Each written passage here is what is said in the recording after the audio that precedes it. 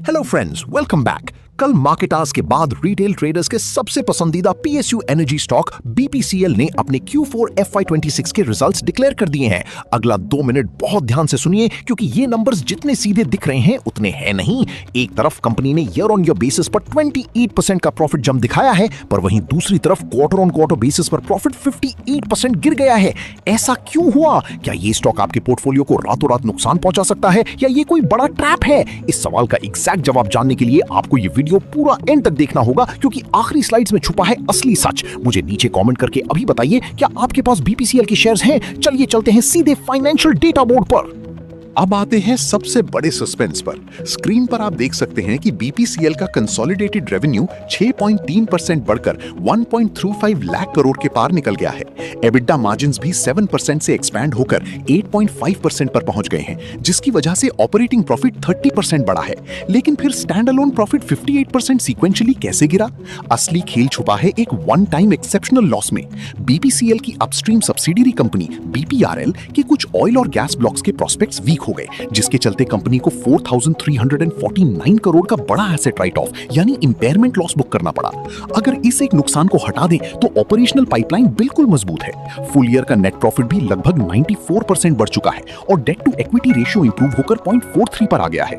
पर रुकिए, अगर बीपीसीएल का पूरे साल का प्रॉफिट लिटरली डबल हो चुका है तो फिर रिजल्ट आते ही स्टॉक पर इतना प्रेशर क्यों बन रहा है?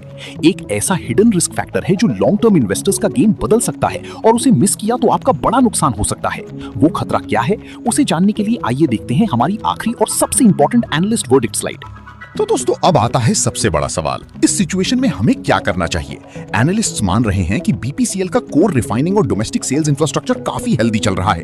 ये जो क्वार्टर का ड्रॉप है, ये ऑपरेशनल इनएफिशिएंसी नहीं बल्कि एक अकाउंटिंग एडजस्टमेंट है। एनालिस्ट्स व्यू ये है कि स्टॉक अट्रैक्टिव वैल्यूएशन पर है और लॉन्ग टर्म कैपिटल अप्रिसिएशन के लिए इसे कोर पोर्टफोलियो में वॉच एंड एक्यूमुलेट किया जा सकता है। एनालिस्ट ने इसका टारगेट प्राइस 330 से 360 रुपए के बीच प्रोजेक्ट किया है। लेकिन रुकिए, एक ऐसा ग्लोबल जियोपॉलिटिकल ट्रिगर भी है जो इस पूरे टारगेट प्राइस को क्रैश कर सकता है। क्या आप गेस कर सकते हैं कि वो क्रूड ऑयल से जुड़ा कौन सा ट्रिगर है? इसका जवाब और आपका पर्सनल टारगेट प्राइस मुझे नीचे कमेंट बॉक्स में अभी चाहिए। अगर आपको बिना किसी फालतू हाइप के ऐसा ही डीप डेटा ड्रिवन एनालिसिस पसंद आया तो अभी विजिट करें स्टॉक मार्केट पल्स प्रो यानी हमारे @official SMPP चैनल पर। चैनल को इमीडिएट सब्सक्राइब का बटन दबाकर ज्वाइन करें ताकि आपसे कोई भी फास्ट, क्लियर और एक्शनेबल इन्वेस्टिंग इनसाइट मिस ना हो। हमारा रूल बड़ा सिंपल है, डेटा देखिए, समझिए और स्मार्ट डिसीजंस लेकर हमेशा मार्केट से 2 कदम आगे रहिए। हमेशा याद रखिए, इमोशनल होकर ट्रेड नहीं करना है बल्कि हमेशा डेटा के बेसिस पर डिसीजन लीजिए क्योंकि डेटा कभी झूठ नहीं बोलता। आखिरी में एक जरूरी सूचना, ये वीडियो सिर्फ एजुकेशनल और रिसर्च पर्पस के लिए है। ये किसी भी तरह की बाय या सेल रिकमेंडेशन नहीं है। Stock market investments market risk के अधीन होते हैं, इसलिए कोई भी इन्वेस्टमेंट डिसीजन लेने से पहले अपने रजिस्टर्ड फाइनेंशियल एडवाइजर से सलाह जरूर लें। मिलते हैं अगली वीडियो में एक नई स्टॉक पल्स के साथ। जय हिंद।